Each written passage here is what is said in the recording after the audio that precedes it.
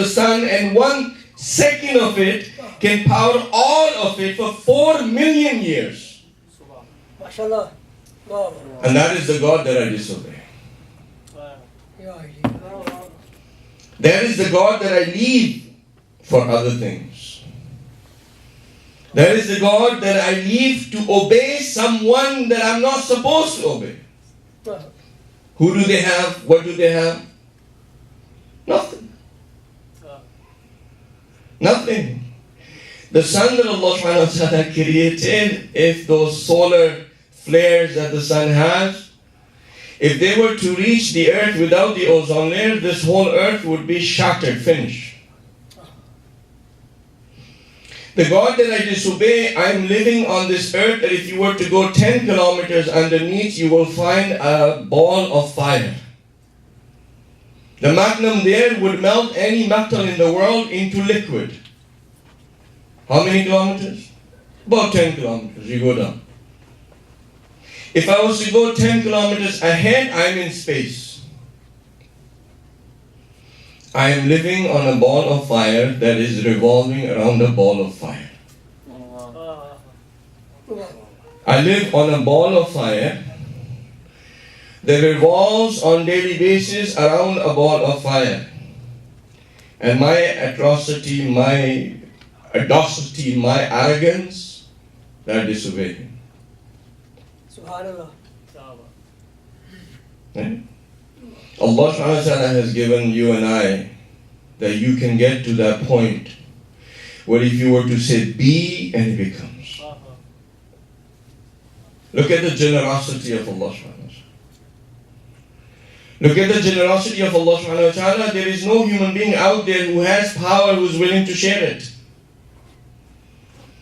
Why do we have all of these things in the world right now? Why is the world in a dark place? It's because people are not willing to share the power that they have. Right? Everybody wants power for themselves. They want to be the Almighty. They want to be the supreme power. So therefore the rest are not going to be having that. Look at the generosity of Allah subhanahu wa ta'ala. He says, I will give you that power to say kun fayakun. In my generosity, I'm not going to stop you. If you want to get to that point where you want to say be to something, and it becomes. Yesterday we spoke about that all of our Rasul-e-Deen are fitri. Right? Most of you were not here. But if I was to go back into it, it will take a little bit of time. But just in one sentence, Allah subhanahu wa ta'ala created you before this world.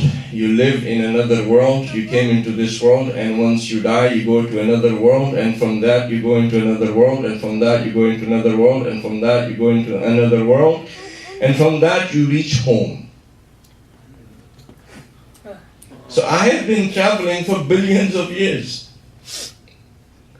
The whole, as I mentioned to you before, the whole solar system, this earth is about 4 billion years old. Allah subhanahu wa ta'ala created me before that. I started my journey in Alam al-Zar, then I went into the world of Arwah, in Alam al-Arwah, the universe of the souls, then I got into the Alam al-Mithaq, which is the world, the universe of promises. From Alam al-Mithaq, I was transferred into this mulk, this world, this three-dimensional material world, and from that I will go into the world of my grave, and from that world of my grave I will go into the purgatory, which is another world, and after that I will go into the day of judgment, which is another world, and from that I will go through the world which is Pule Sarat, and then I will either get to my home in heaven. देखिए अगर कोई शख्स मुसाफरत करता होता है ना, तो उसको इत्मीनान ये होता है कि जब मैं घर पहुंच जाऊंगा तो मेरी जन्नत होगी, है या नहीं? अगर कोई शख्स मुसाफरत करे, इतनी अरसा मुसाफरत करे, और अगर उसको ये पता हो कि मेरे घर में जहन्नुम है, उसका दिल चाहेगा घर वापस आने? नहीं चाहेगा ना। कुछ हमारे घर ऐसे हैं कि लोगों के लिए जहन्नुम है वो घर। वो चाहते हैं कि उस घर में ना जाएं, घर जाएंगे तो जलते रहेंगे, स्ट्रेस होगी, डिप्रेशन होगी, गिले होंगे, कंप्लेन होगी, लड़ाई होगी, बर्तन टूटेंगे, हर वक्त का एक अजाब. Some of our houses are like hell. The people who are living in there are burning as long as they are there. And the youths themselves, they cannot bear that burning, that fire that is created inside of a household by the mother and the father. And they cannot bear that fire, so therefore they go out of the house, try to see if they can find heaven. And when they try to go out of the house to find heaven, maybe they might Allah will go to places which Allah subhanahu wa ta'ala does not want them to go. So I've been traveling for such a long time, I've been transferred from one world, I have died so many times. I'm tired. I'm tired of dying. Even in this world, when I go to sleep, I've died 14,000 times. And I'm also getting tired of becoming alive again and doing the same thing. So therefore, what we wanted to do in these few days, that we are here to get to that core issue, that why do we disobey Allah subhanahu wa ta'ala? Why is it that we know what is right and we still don't do it? Why is it that we know something is wrong and we still do it? Why is it that we understand that Allah subhanahu wa ta'ala is the great, the almighty, still we who are not even a speck on this universe disobey? We need to find that out. So all of your Suluddin, all of your aqaid, your tawheed, your nubuwwat, your imamat, your adl-ilahi, and the concept of qiyamah, they're all fitri, they're all part of you. You understand between fitri and... Yeah, so the word that fitrat people translate as is the nature of human being. And in the name of nature of human being, they justify all of the wrongdoings. हम तो हैं गलती के पुतले भाई. हमें तो मजा like manufacturer default है. We call correct. The manufacturer who made me cannot make a mistake.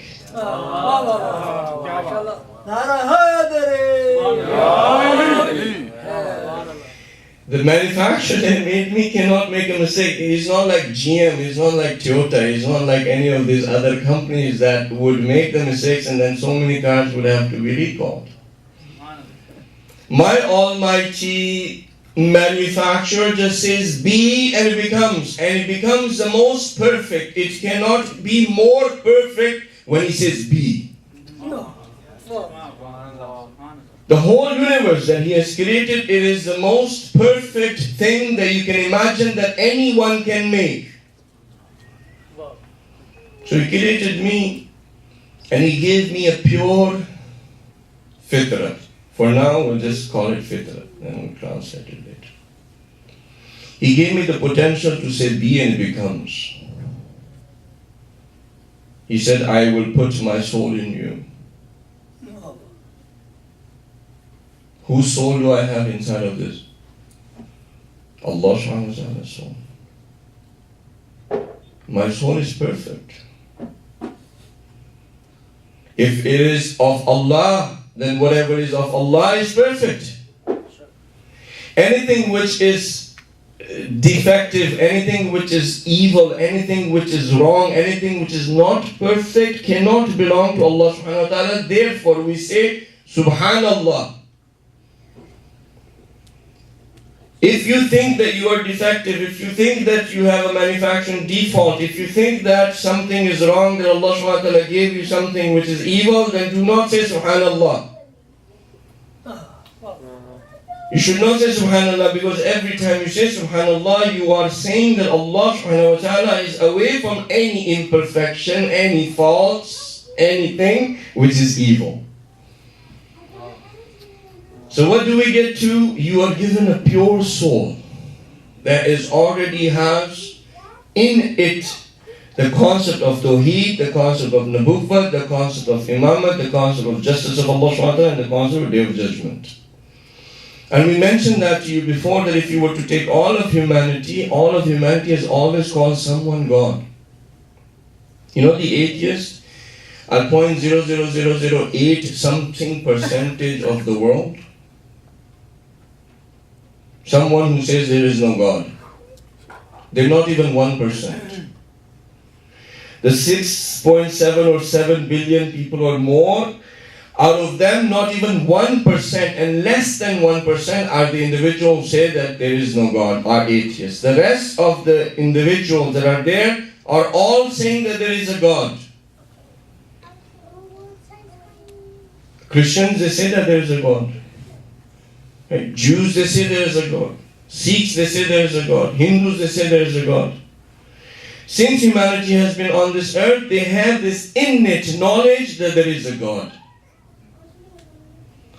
Since humanity has been there, there is an innate knowledge that from this God there should be some messenger that should come and tell you. Right? Since humanity has been on this earth, they have an innate knowledge that the leader every human being requires should have certain traits of justice, of knowledge, right? Of mercy, of forgiveness, of caring, of love. Every human being wants that leader. And who do we say has all of those qualities? Imam Ali.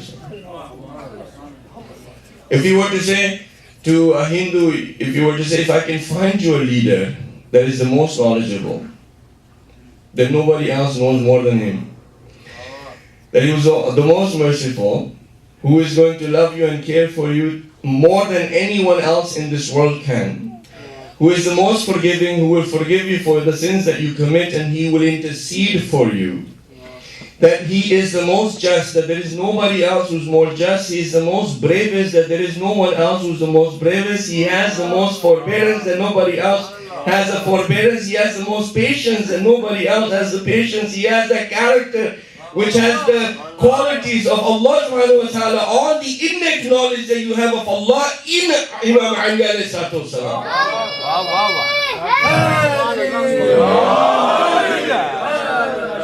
Even a Hindu would say, I want him as my leader. A Hindu would say, show me where he is, I'll go kiss his feet. Show me where he is, I will kiss his hand. Show me where he is, I will become his slave. Yet, we who have this leader, we who have Imam Ali as that leader, if we do not benefit from him, it's not the fault of Ali. It's not the fault of Ali. If today people say the Shias of Ali do not pray, it's not the fault of Ali. If today the world says that the Shias of Imam Ali, they do certain actions that are very close to politics, it's not fault of Imam Ali. The manufacturer has no fault. The representatives on the earth have no fault. Anbiya had no fault. Imam Masum had no fault. Quran has no fault. If there is fault, it exists in you and I. And why does it exist? We're not made this way. हम गलती का पुतला खल्क नहीं हुए थे. हमें तो खुदा ने खल्क किया था कि जमीन पे आके मेरे तुम रिप्रेजेंटेटिव बन जाओ. सूरज के लिए तुम मेरे रिप्रेजेंटेटिव बन जाओ, जमीन के लिए तुम मेरे रिप्रेजेंटेटिव बन जाओ, आसमानों के लिए तुम मेरे रिप्रेजेंटेटिव बन जाओ, मेरी तमाम की तमाम दरख्तों के लिए तुम मेरे रिप्रेजेंटेटिव बन जाओ. तुम्हें मैं इस दुनिया में लेके आ रहा हूं किसके लिए? अपना नायब बना के.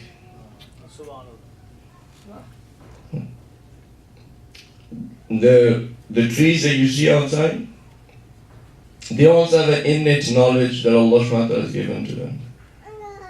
Do you know that? It's beautiful how Allah subhanahu wa ta'ala has created all of these things. A person comes to the sixth Imam and he says,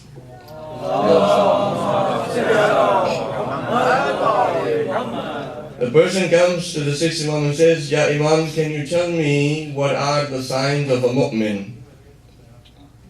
एक मोमिन की निशानियां बताएं. हमारी वाली निशानियां नहीं, एक मोमिन की निशानियां बताएं. हम तो बड़ी आसानी से मोमिन बन जाते हैं, अकीक की अंगूठी पहन के ना. बाकी सारा साल जो मर्जी हम करें, लेकिन अकीक की अंगूठी पहने मोमिन है. Imam se wo aage puchta, he says, what are the signs of a mu'min? Imam replies, if a mu'min says to the tree, come. If a mu'min says to the tree, come, and the tree would walk over to the mu'min. एक मोमिन अगर दरख्त से कहना कि इधर आ जाओ तो दरख्त चल के आ जाएगा. दरख्त चल के आ जाएगा. When Imam was saying that, there was a tree there walked over to the Imam. जब इमाम ने ये कहा तो एक दरख्त चल के आ गया. इमाम के पास वो दरख्त चल के आ गया. इमाम उससे कहते हैं दरख्त से कि भाई मैंने बुलाया नहीं.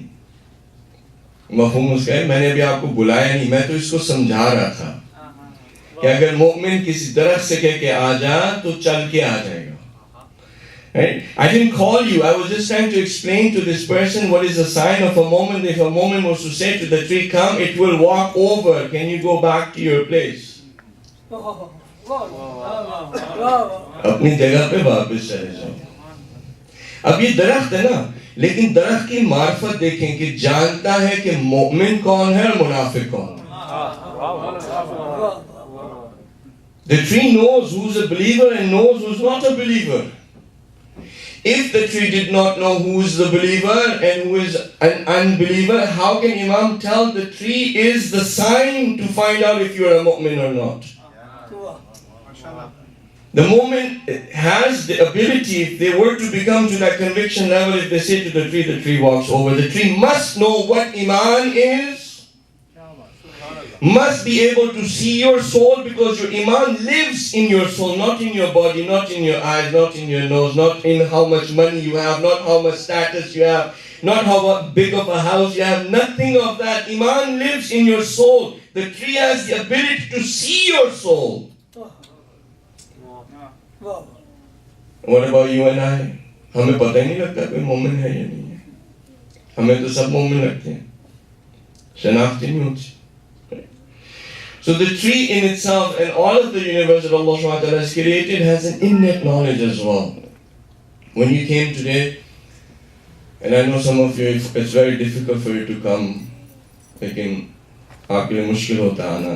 ज़ाहिर है मेरे जैसे शख्स को सुनना आसान नहीं है, तो मुश्किल होता है. रोज़ा आप खोलते हैं, थके हुए होते हैं, कुछ लोग काफ़ी दूर से आते हैं, कुछ मजबूरी में मेरी वजह से आ जाते हैं. लेकिन ये कि मुश्किल होता है आपके लिए आना. लेकिन इस बात को मद्देनजर रखिएगा. Know this, that when you leave your house, the angels they spread their wings for you. जब आप घर से निकलते हैं ना, तो जो मलाइका हैं वो अपने परों को बिछा देते हैं. जब तक आपकी गाड़ी चलती है उनके पर होते हैं. वो किस लिए पर बिछा रहे हैं? कि ये शख्स जा रहा है, जाके इल्म को हासिल करेगा. इल्म को जब हासिल कर लेगा तो वो खुदा की दी हुई इस्तिताअत तक पहुंचेगा और फिर ये बन जाएगा नाइब इलाही. तो इसके सामने अपने पैरों को बिछाना चाहिए. लेकिन अगर इल्म हासिल करके इंसान उस पर अमल ना करे जिस समय, फिर मलाइका पर नहीं बिछाते. जो मछलियां हैं पानी में, the fish that are in the water, they pray for you, they ask for forgiveness. The stones that you're wearing, the aqiq is praying for you, is sending the salawat on the Prophet and his holy progeny, plus is praying for you, is asking for forgiveness. All of this universe has an innate knowledge that Allah subhanahu wa ta'ala has given to the universe, that this is my representative on the face of this earth. When he reaches that place of being my representative, become humble.